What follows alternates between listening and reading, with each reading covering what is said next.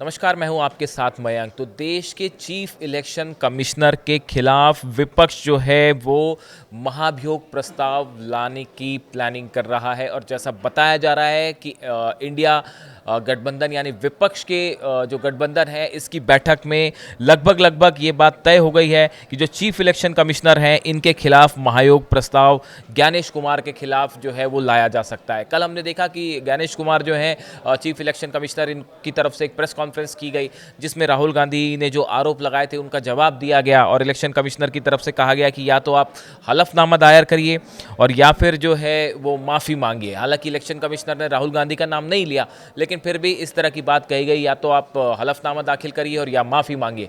इस बयान के बाद, इस इलेक्शन कमिश्नर के इस प्रेस कॉन्फ्रेंस के बाद विपक्ष का भी गुस्सा जो है ज़बरदस्त देखने को मिल रहा है।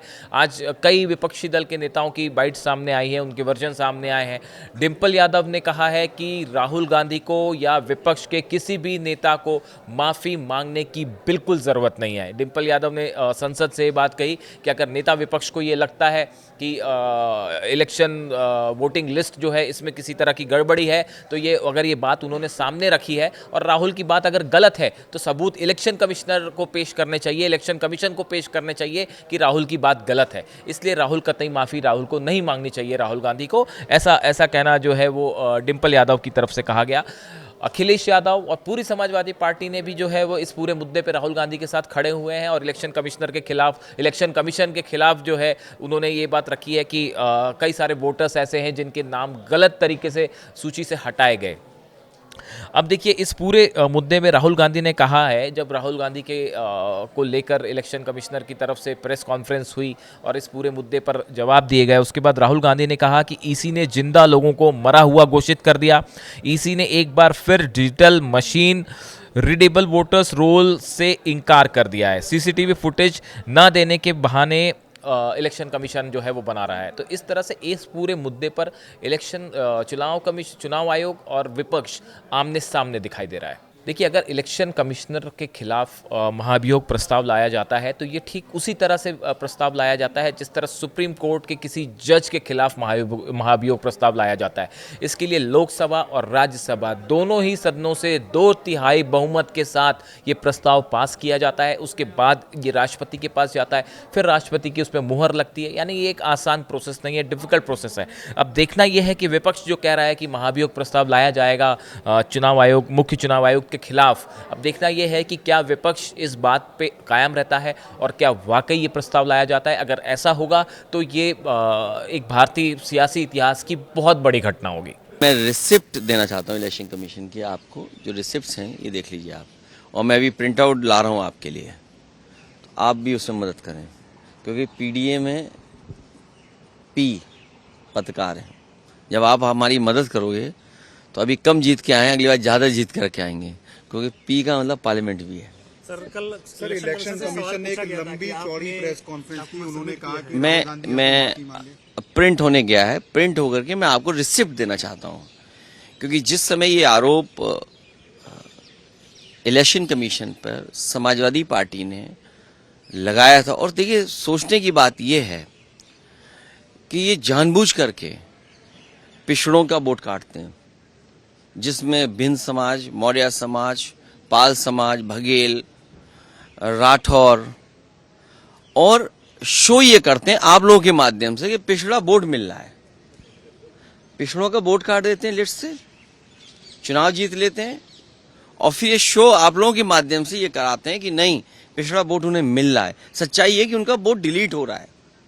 और वो मैं इसलिए इलेक्शन कमीशन की बात आई है तो मैं आपके सामने बाकायदा कागज के साथ बात करना चाहता हूँ।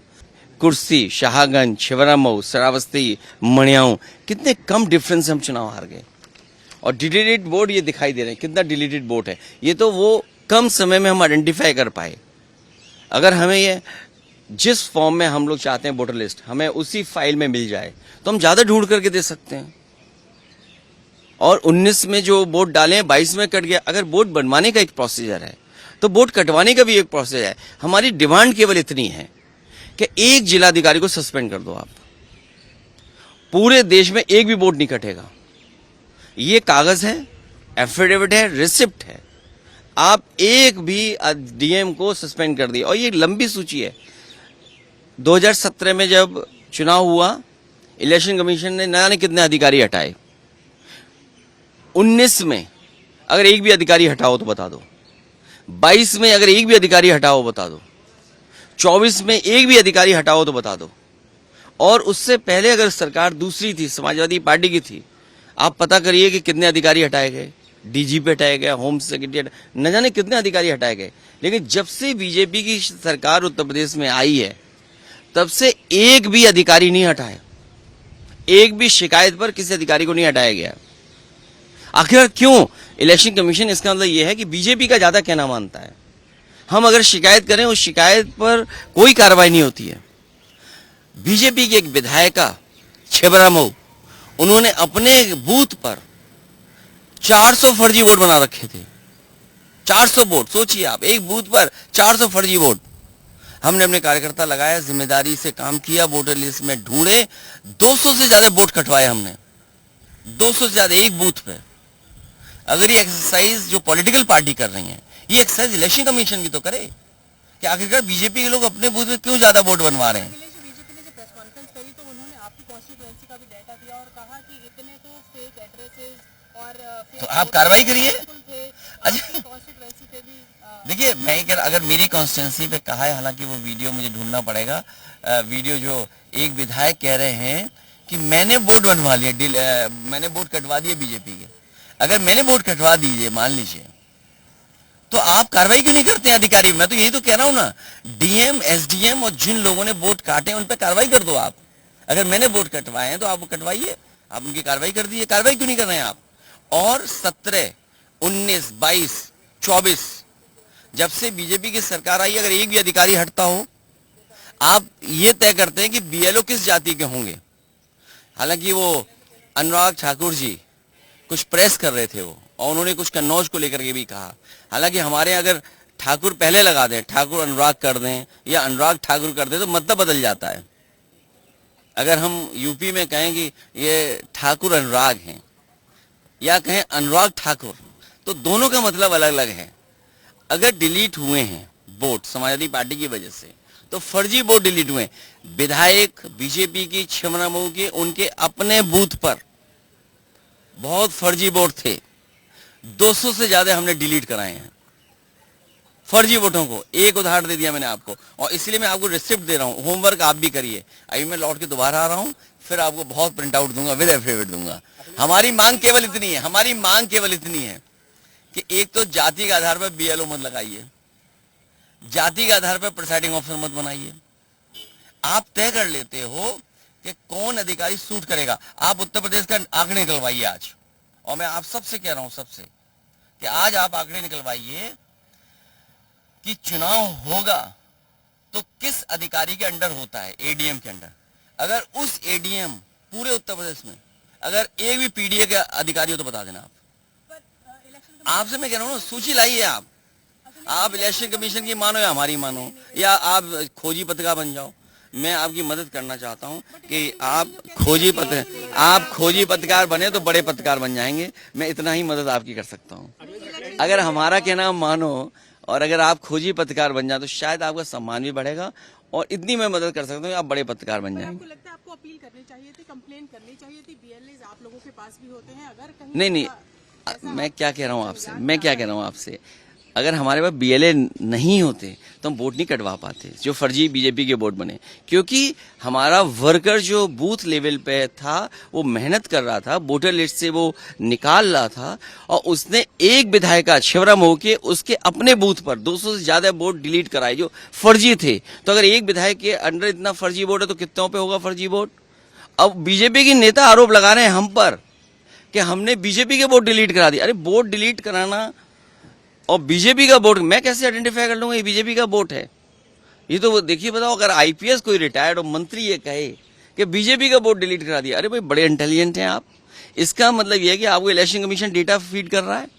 तो हमारी मांग इतनी है कि अगर कोई गड़बड़ी कर रहा है अधिकारी, तो उस अधिकारी के खिलाफ कार्रवाई क्यों इलेक्शन कमीशन नहीं कर रहा है? और मैं आपसे खुल के कह रहा हूं, 17, 19, 22, 24 समाजवादी पार्टी की एक भी शिकायत पर एक भी अधिकारी हटाओ, और उससे पहले अगर बीजेपी ने कोई शिकायत अगर एसडीएम की कर दी होगी, एक एसओ की भी कर दी होगी, सीओ की भी कर दी होगी, तो आप सोचिए उसको हटाया गया। और मैं आपसे कह रहा हूं, आज ऑन रिकॉर्ड कह रहा हूं कि ममता जी को जब चुनाव हराया गया था, जिस विधानसभा में वो हारी थी, इलेक्शन कमीशन सीधा एसओ से बात करता था, पुलिस अधिकारियों से बात कर रहा था। मैं नहीं समझती किसी को माफी मांगने का इसमें कोई सवाल उठता है, क्योंकि अगर किसी लीडर ऑपोजिशन को इस बात का ऐसा लग रहा है कि कहीं ना कहीं वोट चोरी हो रही है, तो इलेक्शन कमीशन को प्रूफ के साथ आना चाहिए कि नहीं हो रही है। और वहीं मिस्टर अखिलेश यादव जी ने भी एफिडेविट्स दिए हैं 18,000 वोटर्स के, जिनके नाम काटे गए या जो वोट नहीं दे पाए इलेक्शन कमीशन की खामियों की वजह से। तो वो एफिडेविट जो दिए गए हैं उसके बावजूद भी प्रेस में आकर झूठ बोलना अपने आप में एक प्रश्न चिन्ह उठाता है। पर वो कह रहे हैं कि राहुल गांधी को माफी मांगनी चाहिए, वरना मैं नहीं समझती हूँ माफी मांगनी